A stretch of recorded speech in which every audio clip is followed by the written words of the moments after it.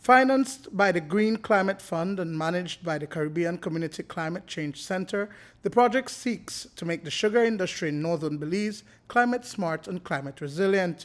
It is a necessary change in agricultural practices in order to adapt to the impact of climate change on the industry. Climate change consequences for sugarcane production in developing countries such as Belize is particularly acute due to low adaptive capacity and high vulnerability to natural hazard. And the situation is dire. In 2019, 42% of production was lost by climate conditions such as hurricanes, droughts, and floods, and small farmers were most affected, with crop models indicating that sugarcane yield may decrease by 20 to 40% under a double carbon dioxide climate change scenario. Countries like Belize must engage in mitigative efforts quickly. One such measure is the introduction of new varieties that are resilient to environmental stresses.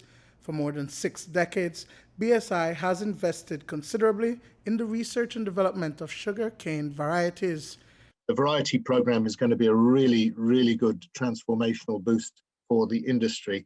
I wanted to point out that, that whole process takes around 10 years just to get to where we are. And B.S.I has been very happy to coordinate through its financing of the West Indian cane breeding station in Barbados to the creation of these, or to get these varieties, crosses of varieties, to a point where we can now push them out, try them in farmers' fields, and diversify our variety crop, which will help with resilience to climate change. This project is about validating pre-commercial varieties in the different agroecological zones in the industry. The program, through 12 years of research and over a 5-step process, has identified a number of promising varieties that have shown performance better than the commercial varieties that are currently in the industry.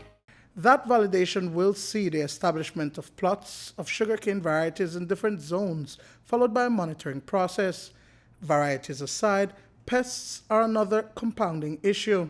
The project looks at the development of a management plan, which begins with identifying the areas susceptible to the stem borer. Nothing is being done to control the stem borer. It will seriously have implications in the quality of our sugar cane.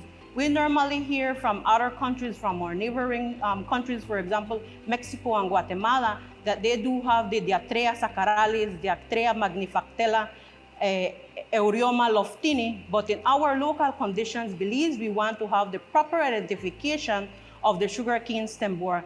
This will help us to implement an integrated approach. The stem borer has been in the industry from I could recall, for the last 42 years.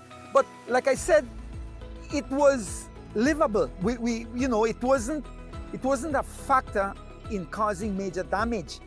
But because let's say it's a concern now for the industry, I think they approach what the researchers are doing, and I have to applaud that it's a joint effort within the industry of the associations, SIRDI and ASR, that the approach of learning their habitat, learning their life cycle, I think that's important.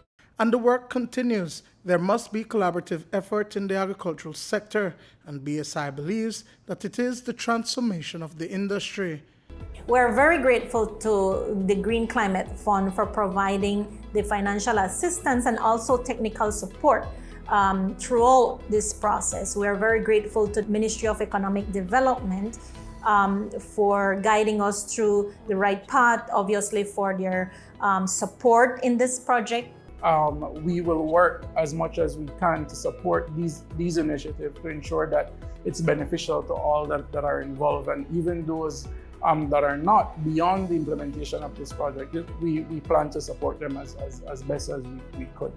Duane Moody for News 5.